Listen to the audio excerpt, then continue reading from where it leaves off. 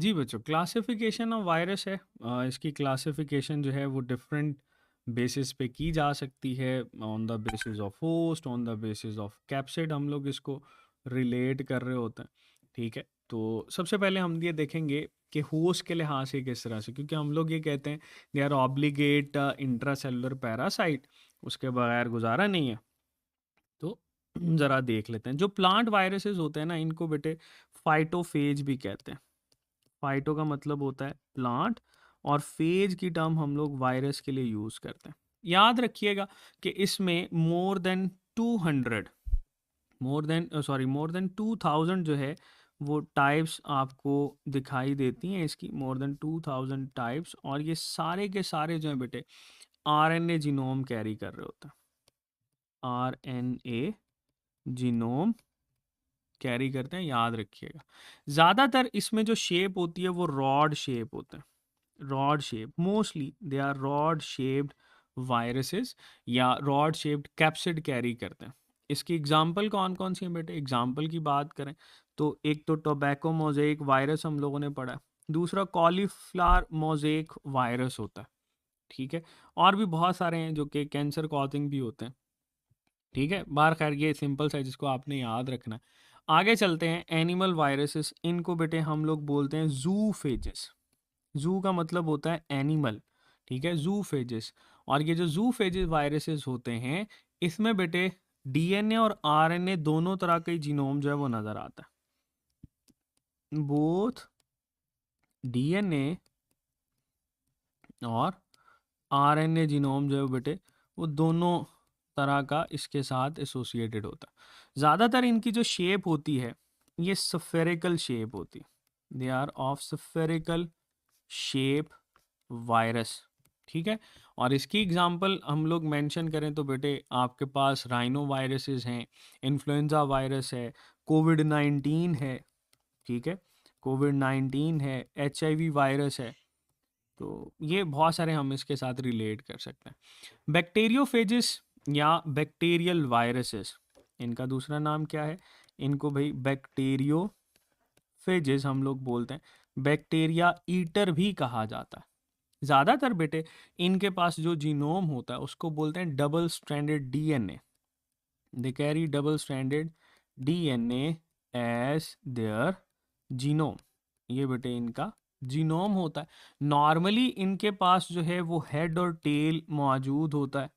तो हम लोग कहते हैं कि bacteriophages they have head and they have tail. और इसकी बहुत सारी जो फेजेस हैं वो हम लोग पढ़ चुके हैं, जैसे टी फेजेस हैं, लेमडा फेज है। ठीक है, आप लोग बेटे इसमें एक्स फेजेस को भी मेंशन करते हो। ठीक है, so there are different categories जो कि हम यहाँ पर रिलेट कर सकते हैं। तो ये है classification of viruses on the basis of host. फिर आ जाते हैं classification on the basis of capsid.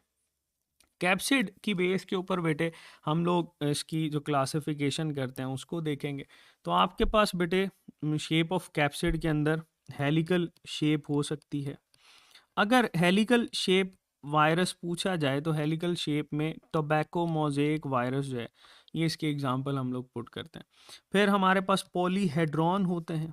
Polyhedron, और ये जो पॉलीहेड्रॉन शेप रखते हैं कैप्सिड की, इसमें बेटे एडिनो वायरसेस आ जाते हैं। There are adeno viruses. फिर टेडपोल शेप भी होते हैं। There are tadpole shaped viruses. और ये जो टेडपोल शेप होते हैं बेटे, इसकी आपको बैक्टीरियोफेजिस की जो शेप है वो इसके जैसी दिखाई देती है। ठीक है, फिर हमारे पास आ जाते हैं बेटे कुछ ऐसे हैं जिनको सफेरिकल शेप्ड भी बोलते हैं। They are spherical shaped. तो सफेरिकल शेप जो होती है बेटे, ये वायरस हमें कौन सा दिखाई देता है? Cauliflower mosaic virus. फिर पोलियो वायरस जो है वो इसके साथ हम लोग पुट करते हैं। फिर हमारे पास आ जाते हैं सर्कुलर शेप्ड। तो जो सर्कुलर शेप्ड होते हैं बेटे, इसके अंदर आपके पास HIV आ जाता है। और फिर है इन्वेलप्ड वायरसेस। ठीक है, या इसको इन्वेलप्ड शेप भी मेंशन करते हैं। और इसके अंदर फ्लू वायरसेस जो हैं उनको हम लोग पुट कर रहे होते हैं। तो ये बेटे इसकी क्लासिफिकेशन हम लोग करते हैं कि on the basis of capsid जो है वो किस तरह से हम लोग इसमें रिलेट करते हैं। अच्छा, फिर आपके पास आ जाती है that is classification on the basis of genome. ठीक है, on the basis of genome. तो बेटे जीनोम की बेस के ऊपर हम लोग इसको किस तरह से क्लासिफाई करते हैं, इसकी ना डिफरेंट कैटेगरीज हैं जो कि हमारे पास डेविड बाल्टीमोर ने 1971 के अंदर बेटे इसको एक्सप्लेन किया था, और इसको नोबेल प्राइज़ भी मिला था बाल्टीमोर को इसकी क्लासिफिकेशन की बेस के ऊपर। तो हम लोग मेनली दो तरह की क्लासिफिकेशन करते हैं। ठीक है, जीनोम बेटे हमारे पास दो तरह का होता है ना। जीनोम में हम लोग कहते हैं या आपके पास डीएनए वायरसेस होते हैं या आरएनए वायरसेस होते हैं। तो हम यहाँ पर पहले डीएनए वायरसेस को पुट कर लेते हैं, दूसरी साइड पे लिख लेते हैं देयर आर आरएनए वायरसेस। तो बेटे जो डीएनए वायरसेस होते हैं ये तो दो आसान सी एग्जांपल हैं, हम लोग पुट करते हैं कि इसमें भाई डबल स्ट्रैंडेड डीएनए वायरस हो सकता है, double stranded DNA viruses. Double stranded DNA viruses में दो डीएनए की स्ट्रैंड्स होती हैं, और इसकी जो एग्जांपल है बेटे हमारे पास वो हम लोग पुट करते हैं दैट इज हर्पेस वायरस। इसकी एग्जांपल कौन सी है, दैट इज हर्पेस वायरस। फिर बच्चों हमारे पास आ जाता है that is single stranded DNA virus. तो जो सिंगल स्ट्रैंडेड डीएनए वायरसेस होते हैं इसके अंदर बेटे हम लोग कहते हैं कि एक ही strand as a genome act कर रही होती है, और इसकी एग्जांपल में पार्वो वायरसेस हम पुट करते हैं। देयर आर पार्वो वायरसेस जो कि यहाँ पर पुट किए जाते हैं। आरएनए की बात करें तो आरएनए में बेटे हमारे पास आ जाता है डबल स्ट्रैंडेड आरएनए वायरसेस। और ये जो डबल स्ट्रैंडेड आरएनए वायरसेस होते हैं बेटे इनके अंदर दो स्ट्रैंड हैं जो कि एज अ जीनोम एक्ट करती हैं।